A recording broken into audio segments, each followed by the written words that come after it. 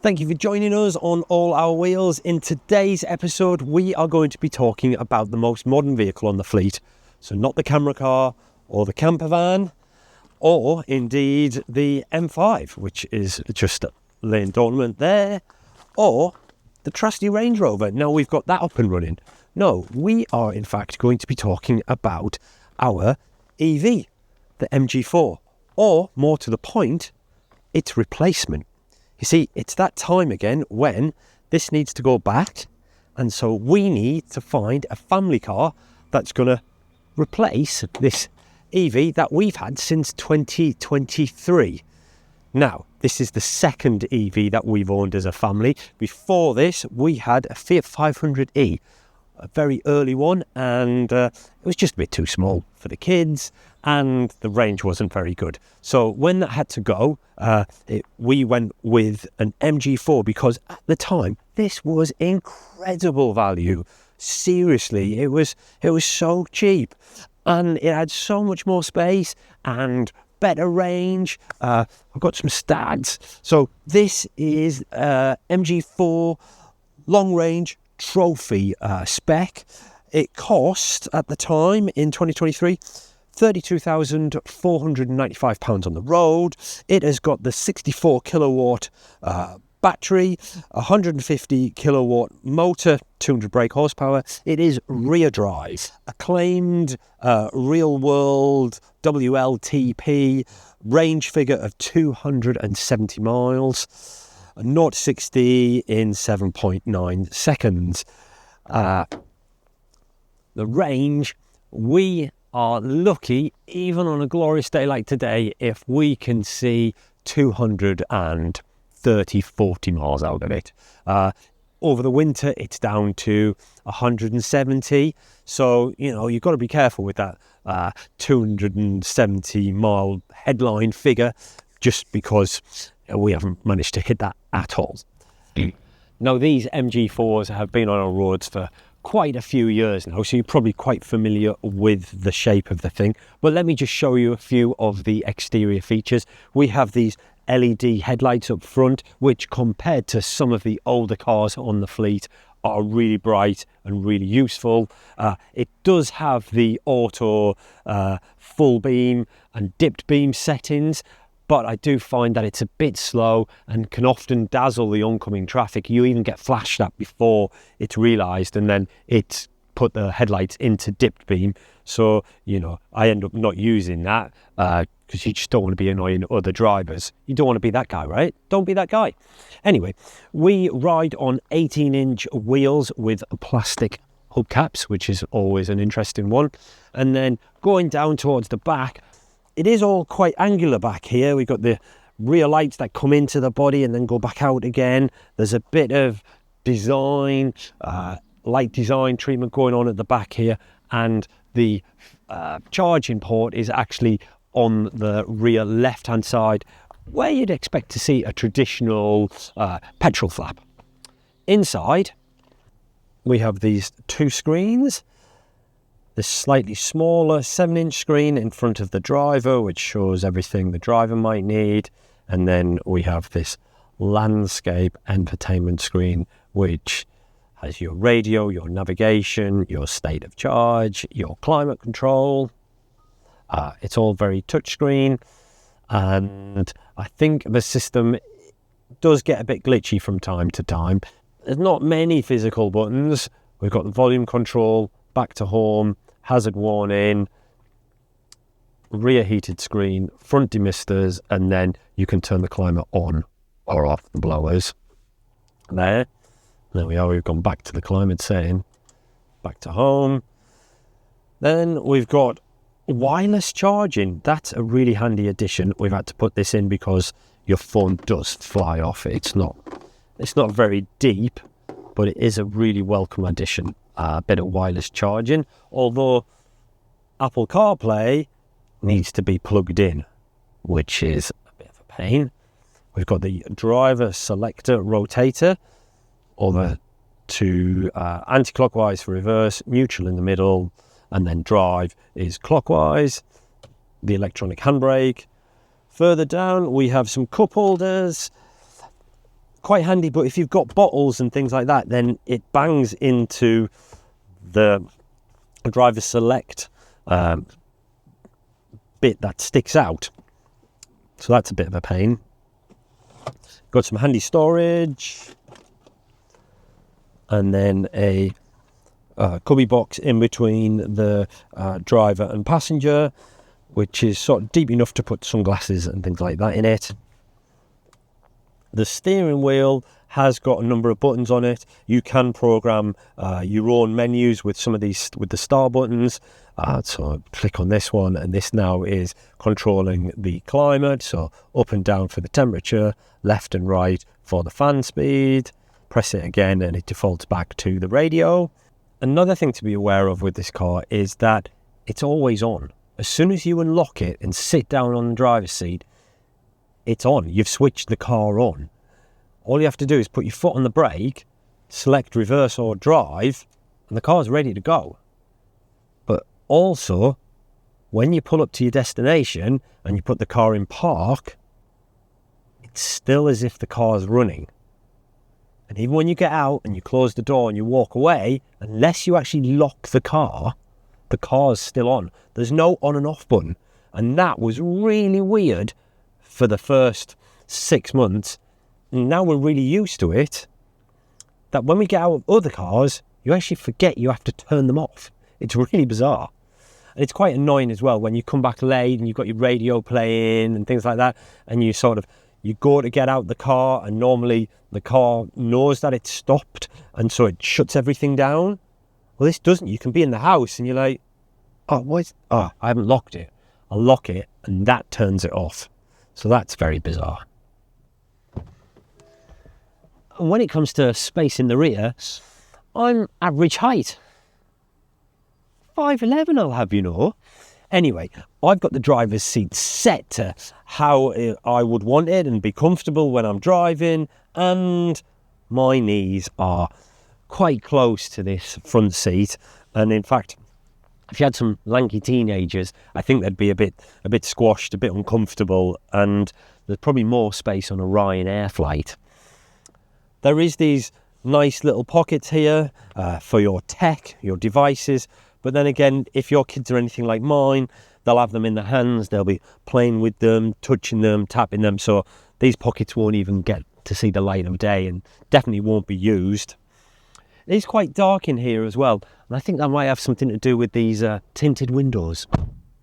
In terms of boot space, well, I'd describe it as adequate.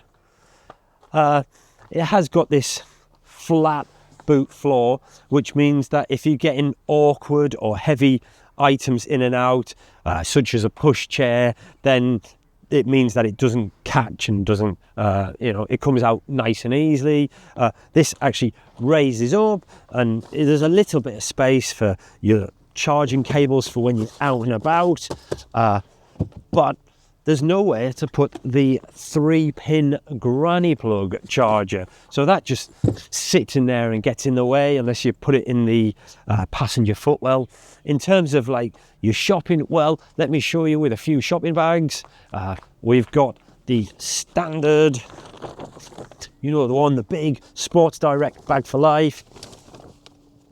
Sits there. And then a couple of the other supermarket bags for life. They would all fit quite easily. You get, 4 bags along there, no problem. More than enough for a week's shopping, but if you did leave your shopping till once a month, then you might struggle. Also, if you do have the car full of kids and adults and you're going on trips and you need somewhere to put your luggage, well, it's not that big. A couple of suitcases and you're starting to struggle. So, yeah. Adequate is the word I use when talking about boot space. But anyway, that's enough about the MG4. Let's have a look at one of the potential cars we could replace it with.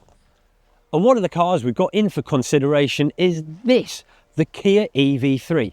Now this has just been named World Car of the Year, so I'm expecting great things. Should we have a look at some of the stats? Right, this is the entry-level version, and it is named Air. So, it's got a huge 81.4 kilowatt hour battery, which gives it a massive claimed range of 375 miles. Range anxiety, there's no anxiety here, flipping heck. It has got a 200 brake horsepower motor, so same as the MG4. It costs £36,000 on the road, and well, just look at it. It really is like a baby brother to the Kia EV9, which has also got that boxy architecture going on. It's not as tall, it's definitely not as wide, but it is, you know, got that lovely urban sort of run around proportions. And if we have a look around the exterior of the car, up front we've got these LED headlights, very similar to the MG, but we're running on 17-inch alloy wheels with nice big squidgy 60 profile tyres. Then we have the charger port, that is on the driver's front wing. I guess that means that when you go and charge it up at a charging station away from the home, you might be facing into the charging station rather than out.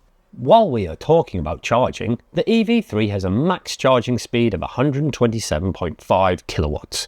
This translates to a 10 to 80% charge in a claimed time of 31 minutes at this speed, which is alright, but it's lacking the wow super quick 350 kilowatt charging capability of its bigger brothers, the EV6 and EV9. Coming down the side, you've got these flush door handles that pop out. On the rear, they're in the C-pillar, just tucked up way here. It's nice and easy. Doors are very square. Windows are a bit narrower than within the MG, but this one hasn't got tinted, so it's a lot brighter inside. And then we come round to the rear. We've got this big, deep rear spoiler, which has the high-level brake light into it. And again, the rear window's really quite narrow. It's all got nice sort of Kia design touches going on, sort of very upright rear lights. Almost Volvo-esque, I'd say, whereas the MGs are very wide and across the whole of the boot. Being the Air, it doesn't have a powered boot opening or powered boot close, but that's okay. Inside, maybe because it's a lighter grey rather than the dark black that the MG is, it does already look a lot more open and there's a bit more space in here. Once again, we have this false boot floor, which gives us a no lip, so we can get things easy in and out of pushchairs, buggies, that type of thing. And you can actually set it so that the boot floor sits a lot lower, and therefore you've got an even deeper boot. Let's see how that works with the bags for life. Our Sports Direct bags, nice standard comparison. And already you can see the difference in height between where the parcel shelf is and the top of the bag. With the other supermarket bags, on there, no problem, yes.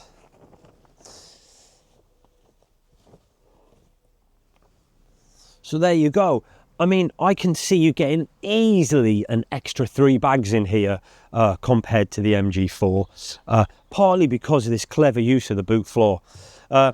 Also, the charging cables, they fit underneath in another space underneath when you've lowered the boot floor. I suppose it's where a spare wheel would have once been. One of the other features of the car is it has a frunk up front for putting your charger cables in as well. So that's another useful bit of storage space. Inside, well, the first thing you notice is this huge wide screen, which actually is 3 screens made into one. We've got the driver entertainment part here. Then we've got this smaller, narrow climate display, which is always on and always telling you what's going on with the climate control. And then we've got the infotainment screen, which has already gone into a wireless CarPlay, which is another really good feature. So that's there. We have got a few buttons at the bottom here. but again, a bit like the MG, not a massive physical buttons. However, the climate control is on button, so I can set the temperature up and down. I've got my fan speed, and I've got the mode, which is where the air is going. So there are actual physical buttons. The steering wheel, again, it's not quite round, is it? No. It seems to be this new trend, these sort of squarish steering wheels. There's a lot going on with this one. We've got controls for the display over here. We have the volume controls and your phone controls on this side. We've got your driver mode switch here. But also in this car, we have got some paddles sitting behind the steering wheel. Now, they're not for going up and down the gears. They are for collaborating how much of the one pedal drive you want. So how strong. So if you just see their level, so that's down to 1, none at all. And then with this paddle, we click that and we go back up through them. And that is, if you've got it on 0 and 1, when you lift off, the car just coasts as if you put a normal car into neutral and you're just coasting along. And then the more you have, the more the regen is as you lift off, to the point where the car feels like it's actually braking because it's slowing down, and the brake lights do come on to warn the other drivers that you are slowing down. And harvesting energy, you feel like a Formula E driver, you know, trying to put more energy back into the battery as you're approaching the roundabouts. We've got this little sensor here which is monitoring you as the driver, and with this car you can tell things have come on in the last 2 years since the MG came out, in terms of safety and things, because this thing bings and bongs at you all the time, whether you're slightly veering out of lane, if you're speeding, it bongs at you, even if just by a little bit. And also, if you start looking around and not paying attention, looking dead ahead through the window, then it also comes up that you're not paying attention. We've got a number of charging ports down here, so USB-C, USB-C, and then we've got a, well, it's actually a 12 volt, what would have been a cigarette lighter, but it's a, you know, a socket there now. We've got this big pad here, stick your phone in it. But sadly, in this particular model, it's not wireless charging. So there isn't any wireless charging for your phone in this car, yet it's got wireless CarPlay. So MG, you need a cable to make the CarPlay work. Being an Apple fanboy, then I use Apple CarPlay, but it's the same with Android. So MG, you need to plug it in to make that work, but it has wireless charging. In this car, it's got wireless CarPlay, but no wireless charging. In this particular Air version, we've got the cameras here, and I've got to say, this camera is so much clearer than the MG's camera. It is only a rear camera, whereas the MG does have a camera in the front and it has cameras at the side as well. So when you indicate to turn, it tells you, it looks down the road. But yeah, this camera, this rear camera, is a lot clearer than the MG's camera. Got another cubby hole in between the seat, although this doesn't go all the way down. So you might not be able to fit a set of sunglasses in or a couple of sunglasses in. This is a divider that sort of just comes up, back. It's all very hardish plastic, and so when you have the key in it, it rattles about a bit. So it's not a nice place to put the key. It's a bit softer, rubbery here, and this is quite a big size. You could fit a handbag or any kind of bag, really. So that's useful storage space. And something my kids are really fascinated in is the cup holders. Pow! They pop out like that, which is great stuff. Although, if you've got a bottle with a fat bottom on it, they don't fit. So if you've got a big drinks cup, then yeah, it doesn't work for them. But normal size people cups and bottles, it works absolutely fine. In the rear, well, once again, I've got the driver's seat set to how I would have it, so I was comfortable, and I have got a bit more room with my knees, it has to be said. Not a massive amount more though. Headroom, that's the same, I'd say. A nice touch is these USB-C sockets in the back of the seat so that your kids and rear seat passengers can be charging their phones. There isn't any clever little pocket like there is in the MG, and your map pocket, well, that's hard plastic. Overall though, it is a bit more airy in here. It does feel a bit more open, and that could be because we've got a very light headline in, we've got lighter seats, and obviously no tinted rear windows. In terms of like-for-like size, overall the EV3 is similar, but the MG's wheelbase is longer. However, the EV3 feels bigger in both the rear passenger area and boot space. So what's it like to drive? Well, surprisingly, very well. It goes down the road with real composure. The MG bangs a bit, it feels a bit crashy, where this, probably because of those big fat profile 60 tyres, just sort of absorbs quite a bit of the road undulations and the poor surfacing. It just goes along really nicely. Yeah, it's really grown up, very civilized.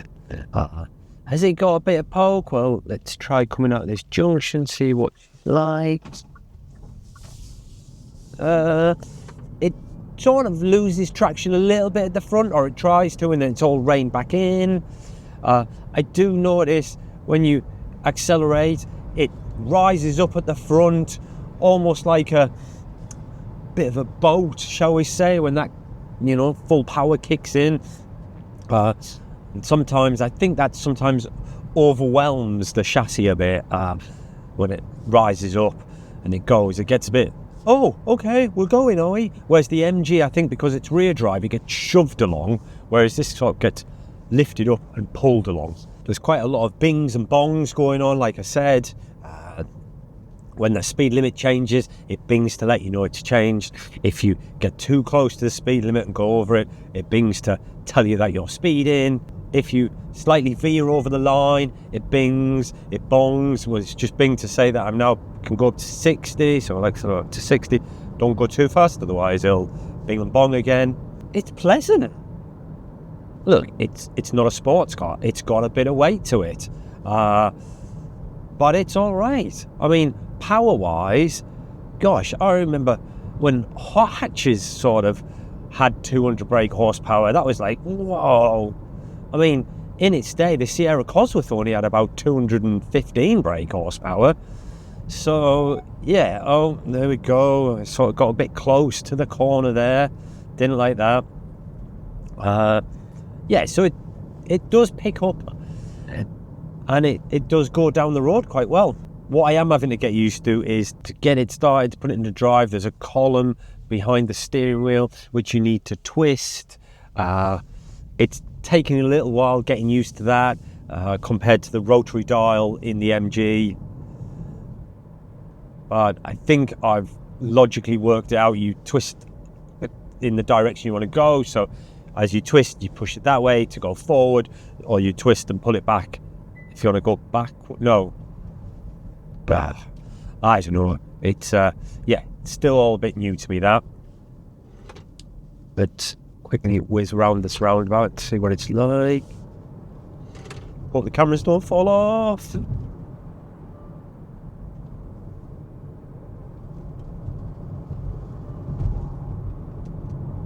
It does want to understeer a little bit and makes a bit of tyre noise. Look, this isn't the sort of car that you're going to be driving you know, hunting down your favourite B roads and going for a Sunday morning blast. This is the car that you take the kids to school in, or pop to the gym and do those sort of journeys where you're just in and out of town. And when you do need to go on a long journey, you know that with the range of this thing, that can back that up as well. But it's definitely not a B-road blaster, shall we say. I do like the fact that I can adjust the one pedal driving force, you know, the amount of regen that the car is doing, how much energy it's putting back into the battery, harvesting. I'm like a Formula E driver, you know, coming up to roundabouts, right, go heavy on the harvesting, let's put more charge back in the battery, get more range. That can be entertaining, enjoyable.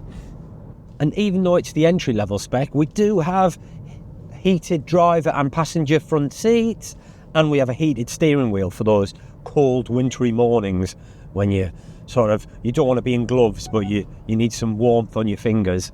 We've been living with the EV3 for a few days now, and while we haven't managed to put that 375 mile range to the test on any particular long distance journeys, we have used it to commute up to Oxford. We've been into Abingdon and just generally done the local commute with it, and it's done it really well. It's really sophisticated, and it goes down the road really nicely.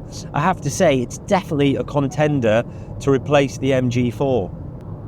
So if you've enjoyed this video on what is hopefully the first in a series of videos looking at EVs that will potentially replace the MG4, please do like and subscribe, and I hope to see you on the next one. Oh no! Oh no! My GoPro's just fallen off the roof! I said no. Oh no! Oh, I'm gonna have to see if it's still alive or if it's been run over by a lorry. Oh Christ! I think I see it. Okay.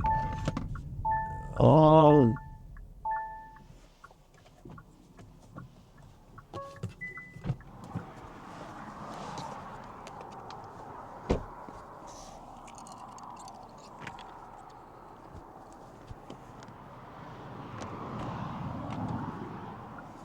Well, the camera's been flung completely out of it.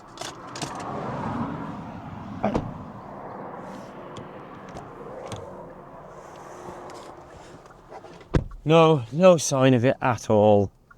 Oh, what a way to end the video, eh? Bugger!